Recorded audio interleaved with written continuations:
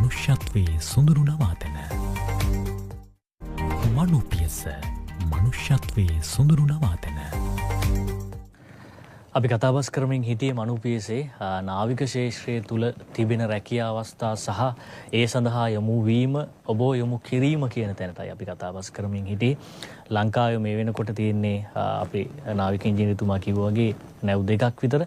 හැබැයි අපි දකිනවා විදේශ රටවල්, දියුණු රටවල් මේ ශේෂ්ත්‍රය පිළිබඳ ලොකු අවධානයක් යොමු කරලා තියෙනවා. සහ මේ ශේෂ්ත්‍රය තුළට තමන්ගේ රටේ ඉන්න පුරවැසියන් යොමු කිරීම සඳහා හොඳ යාන්ත්‍රණයක් හදලා තියෙනවා.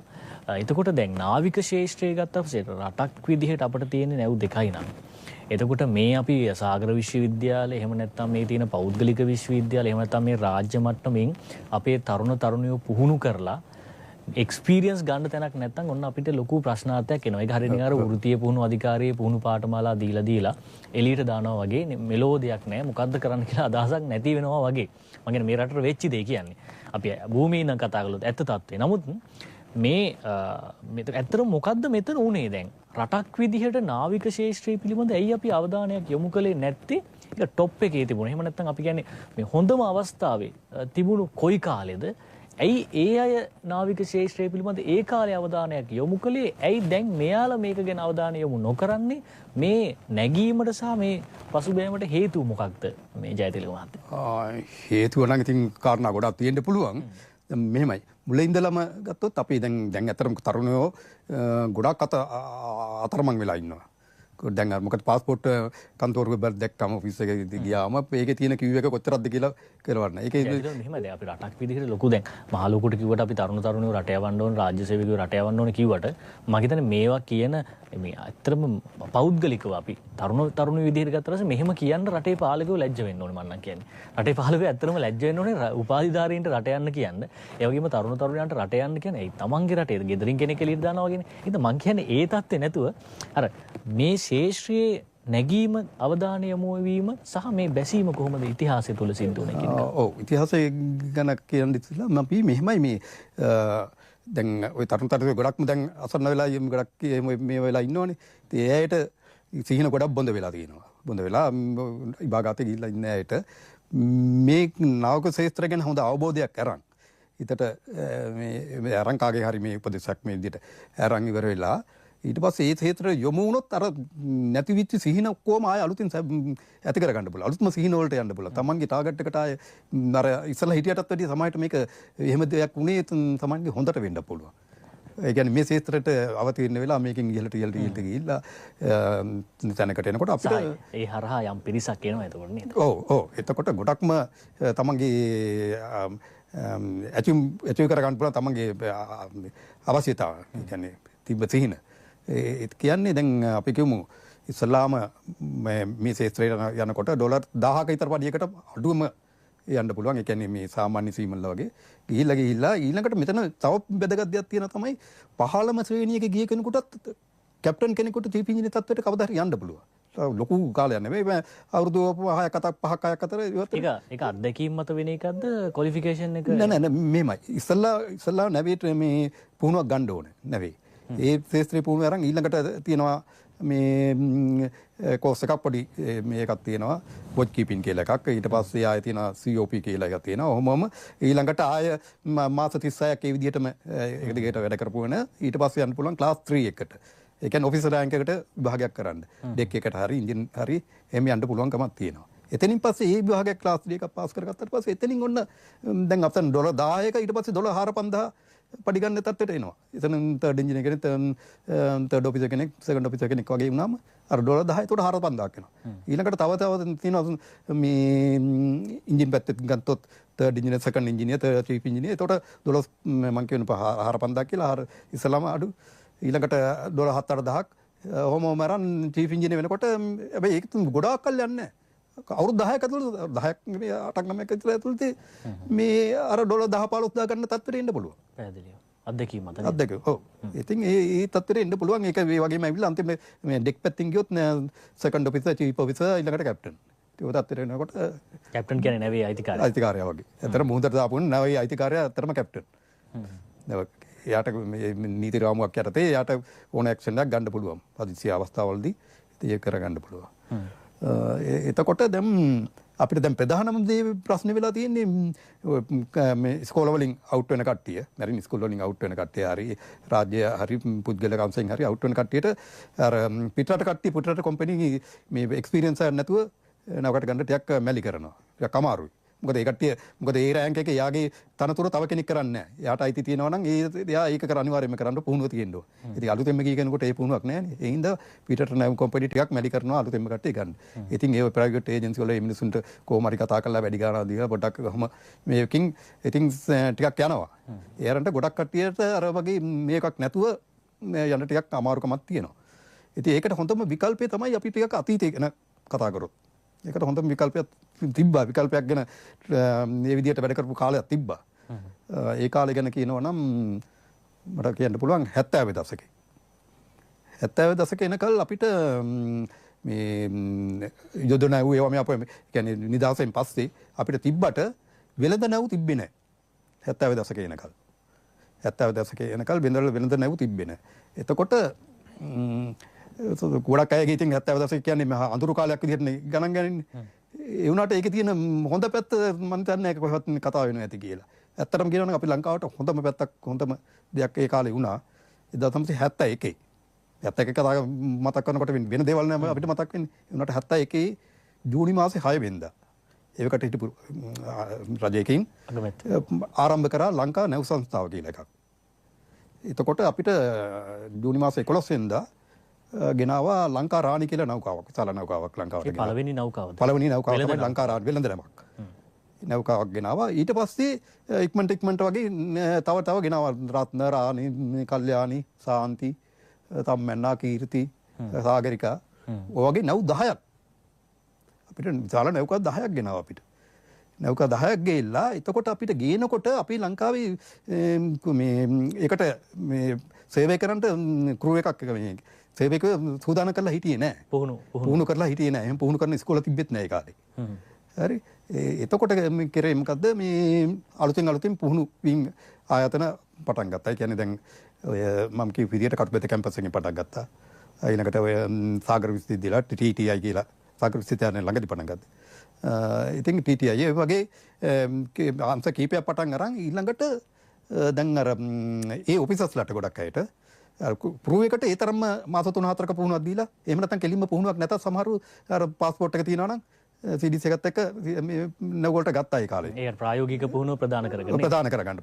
මොකද අපේ නෑ උනේ. අපිට පුළුවන් මේ කොහොම හරි අපේ කට්ටිය හදලා ගන්න. මොකද අරමුණත් එක්කනේ පුළුවන් තරම් නාවිකයෝ හදන තරමට ඊට පස්සේ ඒ අයතට ලොකු ආයෝජනයක්. අපිට පොඩ පාඩු වුණත් අඩු ටිකක් මේ කියන්නේ පුහුණු නොපුහුණු කට්ටිය ගත්තාට අපේ අනිත් ඉන්න කට්ටිය ඒක කොහොම හරි බැලන්ස් කරලා ඒ කට්ටිය මේ පොඩි අවුරුද්දක දෙක හරි එක්ස්පීරියන්ස් එකක් ගත්තම ඒ අයට ඊට පස්සේ මේ අර මේ නැවක ඕන නැවක ගිහලා වැඩ කරන්න පුළුවන් තත්ත්වයක් එනවා. අන්න එතකොට පිටරට නැව වලින් ගන්නවා. පුහුණුවක් තියෙනවනේ. ඒතකොට කිසි බයක් නැතුව මේ කට්ටිය ගන්නවා. ඉතින් ඔන්න ඔය හේතුව පිට දැන් මම කියවනේ 71 ආරම්භ කරා කියලා 9-10ක් තිබ්බා. ඊළඟට මුලදිම අර පිටරට කුරු එකෙන් කට්ටිය තමයි මොකද අපේ කට්ටිය සූදානම් වෙලා හිටපු නැති හින්දා ඒ අයත් අතර අපේ අයත් දාලා ටික දාලා ඊළඟට අපේ අය පුහුණු කරන්න වැඩි කරන්න අර කට්ටිය ටික ආවලා අන්තිමට සම්පූර්ණම අපේ ලංකාවේ සේවකයෝ තමයි නැවුලේ 9-10ම සේල් කරේ. ඒ කියන්නේ සේවය කරේ. ඒ කාලේ එතකොට ප්‍රතිලාභ රටක් විදිහට අපි ප්‍රතිලාභ ආයෝජන ලබන සංස්ථාව කියනවා නැව සංස්ථාව. ඔව් මම සමයට කියන්නේ මේ දැන් ඒ කාලේ අපි දන්න තරමින් මේ ඩුබායි වලට අපේ කාන්තාව යවුවේ නැහැ. එහෙම දෙයක් අපි දන්නෙත් නැහැ. එහෙම දෙයක් තිබ්බේ නැහැ ලංකාවේ. ඊළඟට ඇඟලුම් කර්මාන්තයක් කියලා එහෙම දෙයක් තිබෙත් නැහැ ලංකාවේ. ඊළඟට මේ සංචාරක ශාස්ත්‍රයක්. ඒක දෙයක් අපි දන්නෙත් නැහැ. ඉඳලා හිටලා අපි දකින්න ටූරිස්ට් කෙනෙක් පොඩ්ඩක් ඔය පාරක දෙක යනවා. ඒ හරි ඔය වගේ කිසිම දෙයක් මේ කාලේ එහෙම තිබ්බේ නැහැ විතරක් මම දන්න තරම. ඒ කියන්නේ අපිට රටක් විදිහට නැකඩින්න තිබිච්ච ටර්නින් පොයින්ට් එකක් තමයි මේ නාවික ශාස්ත්‍රය කියන්නේ. මේක මේ විදිහට අප් වුණා නම් දියුණු වුණා නම් අද වෙනකොට අපිට මේක ප්‍රධාන ආයෝජන ගේන තැනක් ඩොලර් ගේන තැනක්. ඇත්තටම මේක උල්පතක් වන් සම්පතක්. විදේශ විනිමයේ උල්පතක් වන් සම්පතක්. ඒ තමයි ඩොලර් ආකාරයක්. ඉතින් මොකද මේ නැව ආශ්‍රිතව කර්මාන්ත ඒවා ගැන ඔක්කොම බලනකොට මේක අංක එකේ පොරින් earning කරන්න පුළුවන් ආයතනයක් හදන්න මේ ශාස්ත්‍රයක් කියලා හදලා ගන්න පුළුවන්. ඉතින් ඒ කාලේ අර විදිහට මම කියපු විදිහට තමයි කට්ටිය පුහුණු කරලා ගන්න තරමට පිටරට එතනින් පුහුණුවර අපි ඊට පස්සේ ඔෆිසර්ස්ලාගෙන් තිබ්බා දැන් අපේ විභාගයකට කරන්න දැන් මම කියවනේ ඉස්සලාම යනවා ජූනියර් ඉංජිනේර් ඉස්සර ඒ කාලේ තිබ්බෙහිමයි ඊළඟට තර්ඩ් ඉංජිනේර් ඊළඟට සෙකන්ඩ් ඉංජිනේර් වගේ වෙන්න පිටරට විභාග තිබ්බා ලංකාවේ තිබ්බේ නැහැ විභාගයේ කාලේ එතකොට පිටරට ඕස්ට්‍රේලියාව හරි එංගලන්ත හරි ගිහිල්ලා තමයි විභාග කරන්න ඕනේ එතකොට රජයෙන්ම සල්ලි දුන්නා ඩොලර් දුන්නා අපිට මේ ඒ කියන්නේ පිටරට ගිහිල්ලා මේ ඒ විභාග කරන්න ඒ කාලේ ඩොලර් විශේෂයට යොමු වෙන්න උත්තේජනයක් දුන්නා ඔව් එතකොට මේ වගේ යවලා ඉතින්ලා කැප්ටන්ලා ඔක්කොම මේ ඒ රටවල වලට යවලා පුහුණු කරලා ඒ විභාග පාස් කරලා ලංකාවට ගෙන්නලා එතකොට හැබැයි අවුරුදු 5ක විතර බොන්ඩ් එකක් අත්සන් කරන්න ඕන මේ ඔබට සේවය කරනවා කියලා මේකට. ඉතින් එහෙම කරලා පිට ඒ කියන්නේ අර එක්ස්පීරියන්ස් ගන්න කට්ටිය යවුවා. ඕන තරම් ඉල්ලන කට්ටිය මේ කියන්නේ සුදුසුකම එන කට්ටියට ඔක්කොම වගේ යවුවා. එතකොට ඒ යන්න අපිට ඩොලර් තිබ්බනේ. මම කියවනේ අර ගෘහ සේවිකාවවත් ඔය කිසි දෙයක් නැතුව අපිට ඩොලර් තිබ්බා. එහෙම නැතුව මේ සුද්ධ එන කාලේ ඉඳලා අපිට ඩොලර් ඉතුරු කරගෙන ගියේව නෙවෙයි. ඔය නැත්නම් නව ශේෂ්ත්‍රයෙන් කියන්නේ ඩොලර් ආකාරයක්.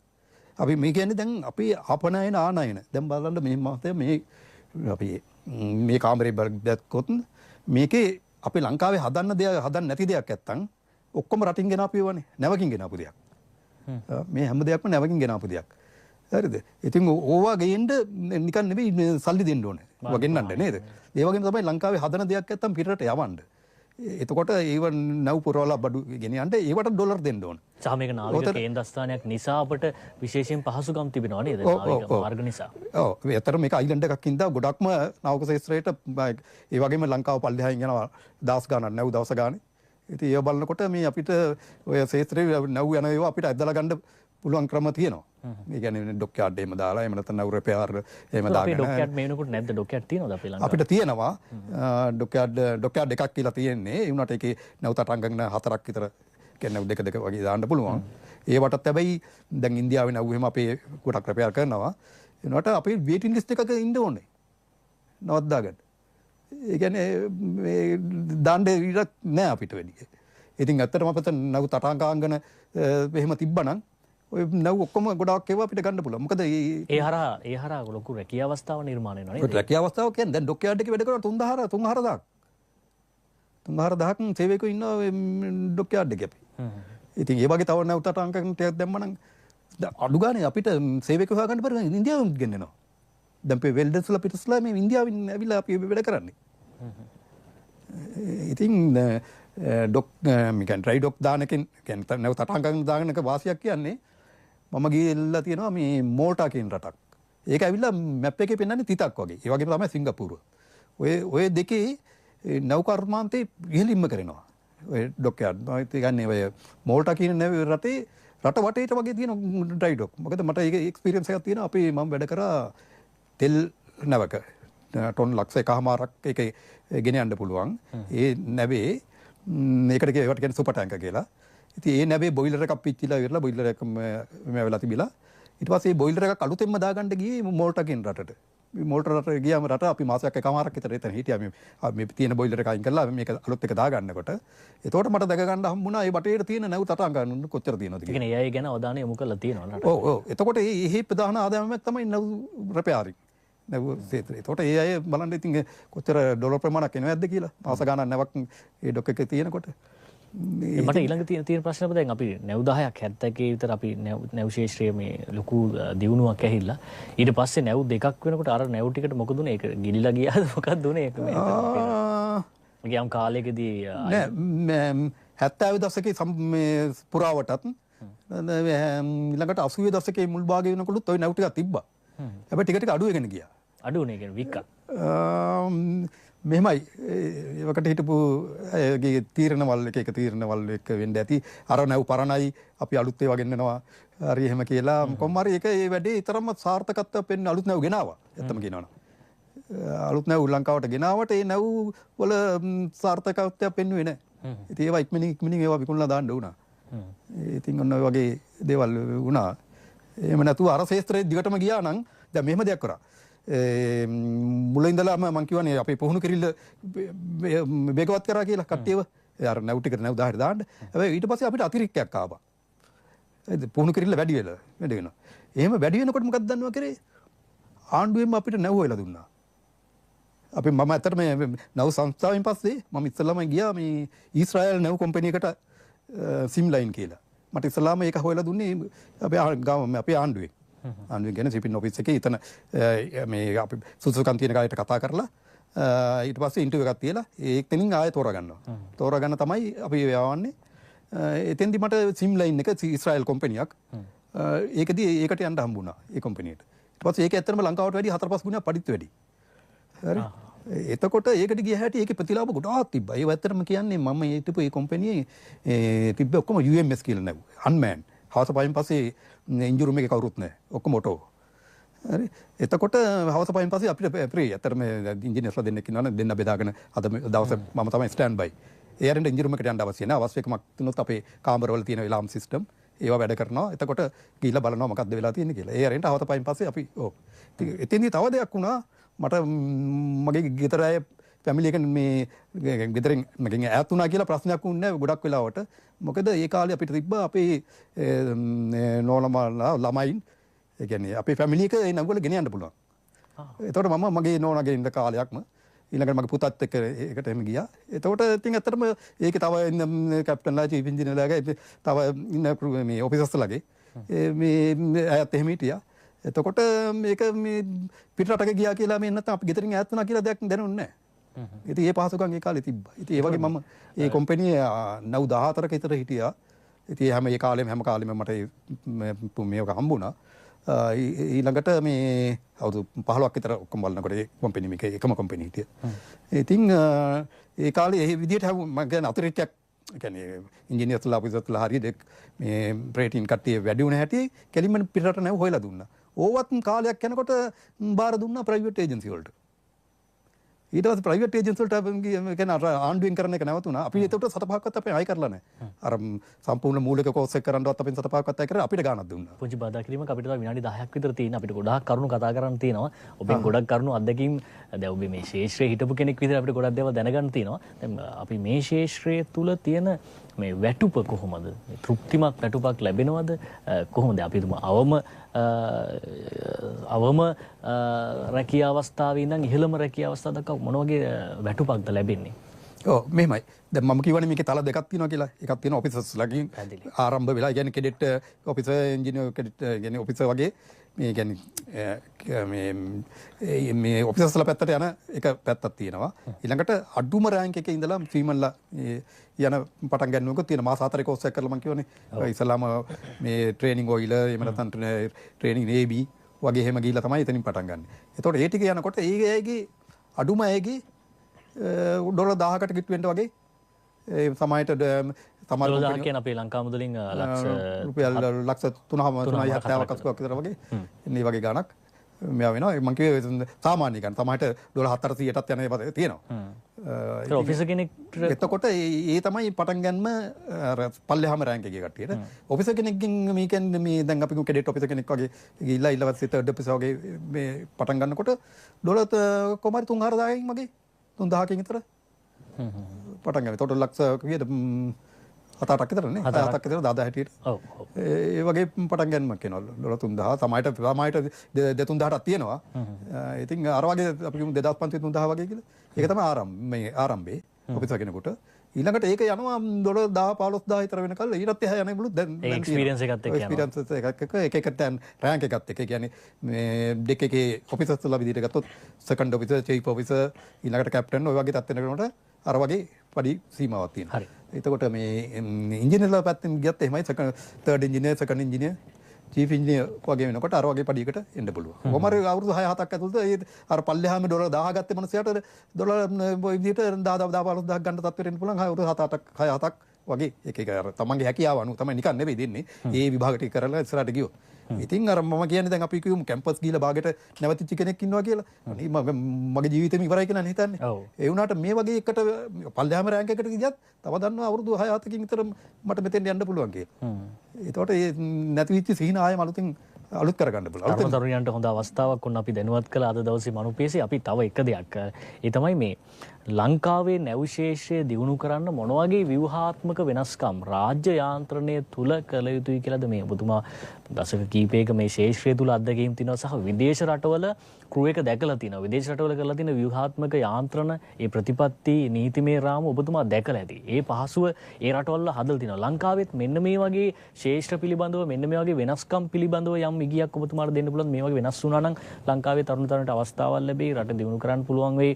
රට යවන එක එකම විසඳුම විදිහට රජයේ ඇමතිවරු නොකිය ඉඳී ඒ වගේ අපිට අර පොසිටිව් පැත්තක් මෙන්න මේ පැති වෙනස් කළොත් හොඳයි කියලා මොන වගේ පැත්ත අපිට විනාඩි 6ක් විතර තියෙනවා. ඇත්තටම මේ අපේ කට තරුණ වෙයි වෘත්තිකව රට යනවා කියන අත බුද්ධි ගලනයක්. අපිට ඇත්තටම අපේ සම්පතක් ලොකුම සම්පත තමයි යන්නේ. ඒක ඇත්තටම මේ මිනිස්සු නිකන් මරලා දැම්මා වගේ අත්තම කියන. අපිට ඊට පස්සේ මිනිස්සුන්ගෙන් ඒකෙතම ප්‍රතිලාභයි මගෙන් රටට වෙනකම් දේ මොකද්ද? අන්තිමට මොඩේට් එකකුයි මේ දුප්පතුන් ටිකකුයි විතරයි ඉතුරු වෙන්නේ. ඒ කොහොම හරි නවත්තන්න පුළුවන් ක්ෂේත්‍රය තමයි මේක.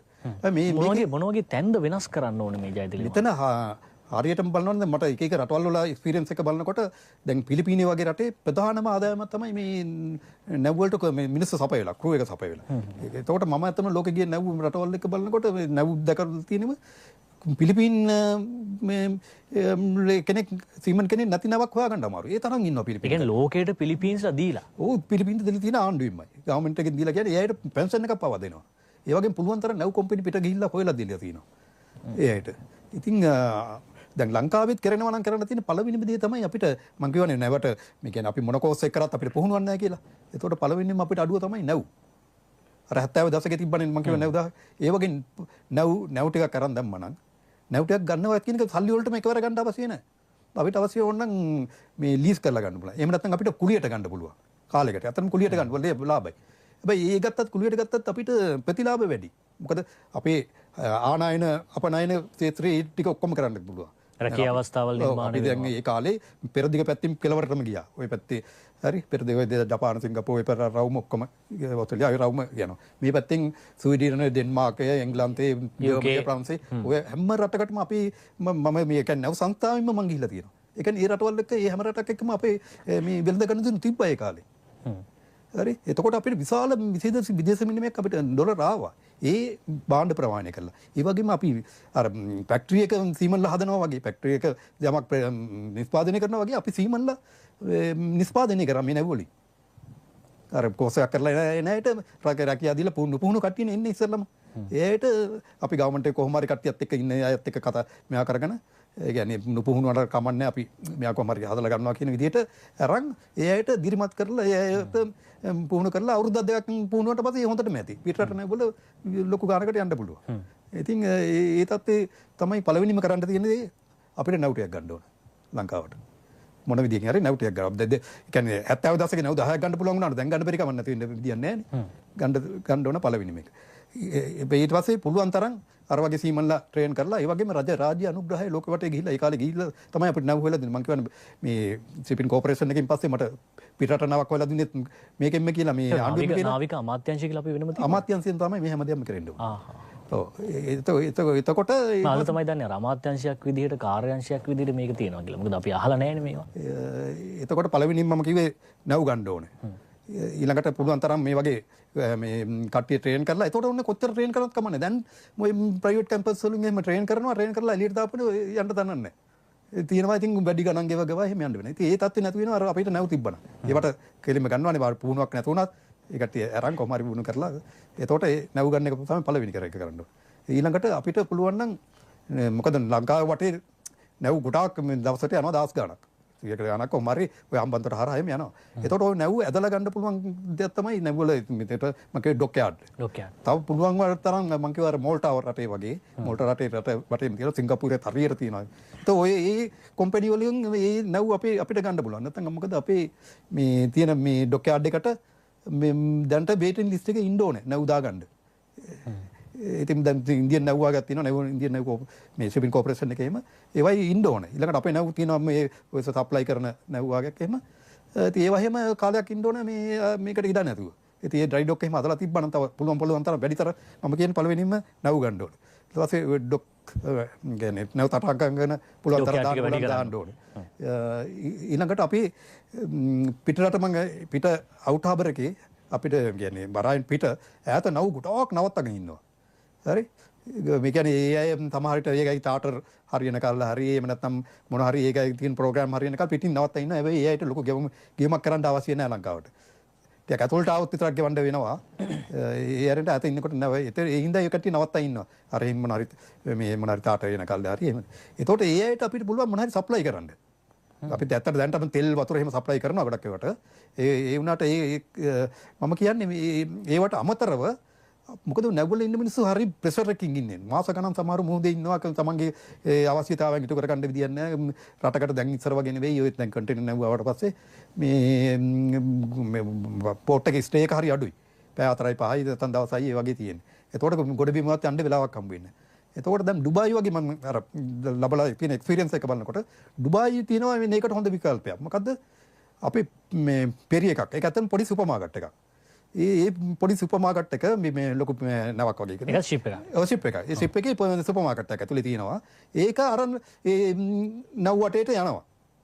මේ අපි ඉස්සලා දැනුම් දීමක් දෙනවා මෙන්න මෙහෙම අපේ තියෙනවා මෙහෙම එනවා. එතකොට ඒ හැම නැවකින්ම ආරාධනා කරනවා. මේකට මෙන්න මේකට එන්න. එතකොට අවශ්‍යතාවයන් තියෙනවානේ. ඔයගොල්ලෝ මිනිස්සු කොච්චර මොහොතක ඉන්නකොට නෙවෙයි අමනේ දිනදා අවශ්‍ය. ඔය අපි ගොඩක් අයට ඉතින් ගොඩක්ම මේ වගේ දේවල් තමයි කැම් බීම. බීම ගොඩක්ම තියෙනවා. තමයි කොට ඒවට සෑහෙන ඉල්ලුමක් තියෙනවා. ඊළඟට ටෙලිෆෝන්ද ඊළඟට තව තියෙන ඇඳුම් පැළඳුම්ද ඊළඟට පර්ෆියුම් වගේ දේවල් ඉතින් කෙලවරක් නැහැ නේ. ඉතින් අවශ්‍යතාවයන් කියපුවා. ඒක සමහරට ඒ අය ඉන්ට්‍රෙස්ටිං වෙනවා රටේ කල්චර් එකට වෙනම විදිහට අපිට ඒක මාකට් කරන්න පුළුවන්. ඔව්. ඉතින් ඒ වගේම අපි කතාබස් කරමින් හිටියේ ඔබ දැනුවත් කළේ විශේෂයෙන් නාවික ශාස්ත්‍රයේ තිබෙන රැකියාව පිළිබඳව අපි ඔබට ආරාධනා කරනවා තරුණයන් විදිහට මේ ශාස්ත්‍රයේ තුලට සම්බන්ධ වෙලා ඔබගේ ජීවිතයේ මේ සුදුසුකම් හදාගෙන මේ ශාස්ත්‍රය හරහා ඉදිරියට යන්න අපි ඔබට ආරාධනා කරනවා. අද දවසේ මේ වටිනා කතාබහට අපිත් එකතු වුණා නාවික ඉංජිනේරු ජයතිලක රන්තිලකගේ මහත්මයා. ඔබට බොහොම ස්තුතියි අද දවසේ අපිත් එකතු වුණාට. අපි ගොඩක් වටින කරුණු කාරණා රාශියක් අද දවසේ ඔබට මෙතුමත් එක්ක කතාබස් කරන්න ලැබුණා. ඉතින් අපි ඔබට ආරාධනා කරනවා හෙට දවසේත් එකතු වෙන්න මනුපියස්ත් එක්ක අපි සම්බන්ධතාව ලබා දෙනවා. මනුපියස් සජීව විකාශයේ ආශ්‍රාදා රූපවාහිනී ප්‍රධාන පාලක මැදිරියට සුබ දවසක්. මනුපියස මනුෂ්‍යත්වයේ සොඳුරු නවාතැන.